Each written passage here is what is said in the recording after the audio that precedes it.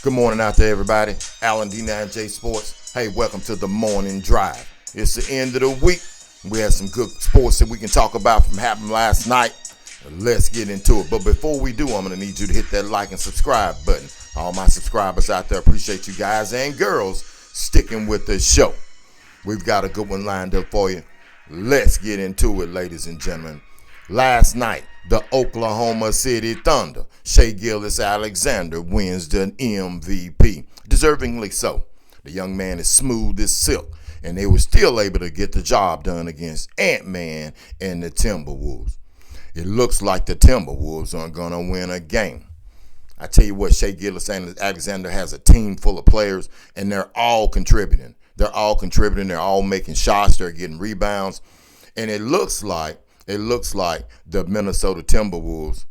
Memphis Grizzlies. It looks just like the Memphis Grizzlies, man, are going to be in for a long road. Or should I say, they're gonna be going fishing with the rest of the people. So Shai Gilgeous-Alexander winning the MVP. What does this mean? Well, another foreigner, ladies and gentlemen. He's not from the United States. He's from Canada. So what's going on with that? We got to get a guy credit. He's smooth. Actually, for the last 2 seasons, I would think that he was right on the cusp of winning the MVP. And it was exciting. It was exciting in the way he got the trophy because, he made sure that his teammates were a part of it. They were just excited. And it's a team thing. Even though you win the MVP, it's a team thing, especially in basketball. So congratulations to that young man. Keep doing what you're doing. And can he, ladies and gentlemen, win the MVP and lead his team on to the NBA Finals? And can he get to the NBA Finals and win MVP in the NBA Finals? Still some games left. We're going to keep an eye on that and see what happens.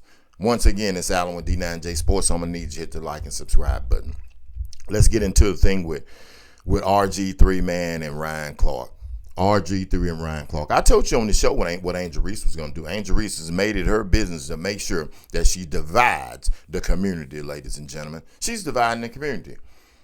Now, what did RG3 say? RG3 was making those gestures when he was talking about Angel Reese, but did that give Ryan Clark the right to talk about the man's wife and saying that the man couldn't reach over and talk to a black woman because he wasn't married to a black woman? I'm going to tell you, no. I support both of them. I love the Pivot Podcast. I think it's one of the best, if not the best podcast out there when it comes to just sports and everything because they interview a lot of people.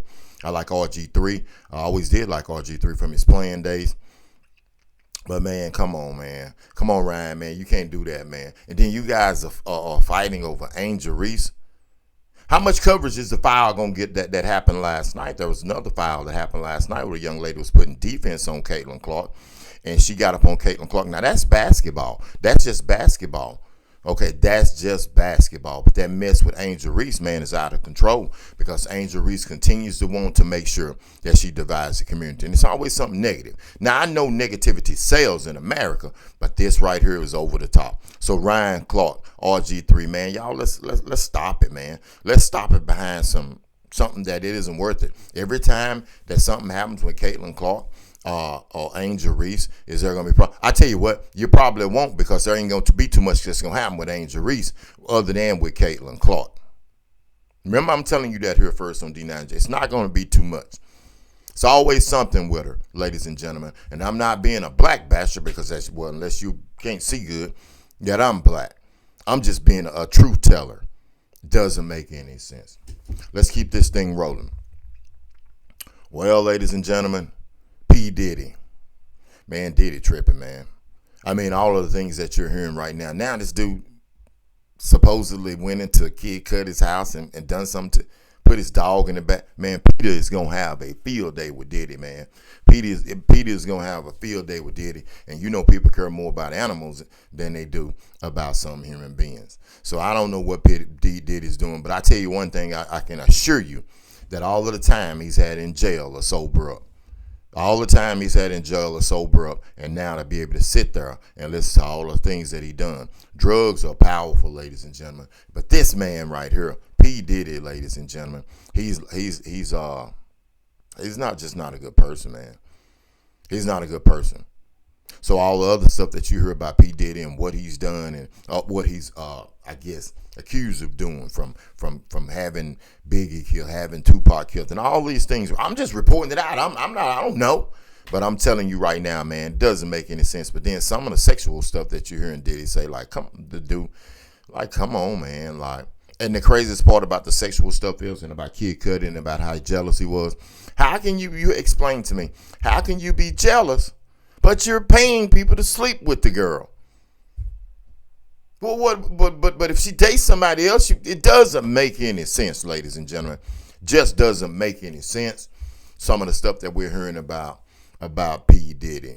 And finally, I'm going to tell you about, every time I talk to you on this show, I'm going to tell you about MJ and how MJ signed that record-breaking deal, and it's great, man. I really would like to see MJ and Tom Brady do a show together.